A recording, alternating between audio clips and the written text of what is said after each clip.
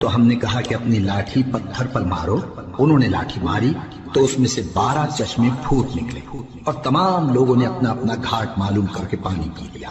ہم نے حکم دیا کہ اللہ کی عطا فرمائی ہوئی روزی کھاؤ اور پیو اور زمین میں فساد نہ کرتے پھرنا۔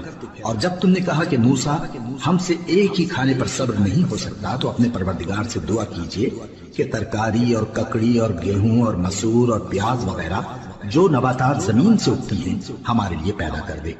انہوں نے کہا کہ عمدہ چیزیں چھوڑ کر ان کے بدلے ناقص چیزیں کیوں چاہتے ہو؟ اگر یہی چیزیں مطلوب ہیں تو کسی شہر میں جا اترو، وہاں جو مانگتے ہو مل جائے گا۔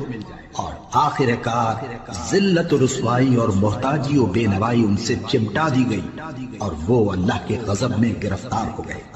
یہ اس لیے کہ وہ اللہ کی آیتوں سے انکار کرتے تھے اور اس کے نبیوں کو ناحق قتل کر دیتے تھے، یعنی اس لیے کہ نافرمانی کیے جا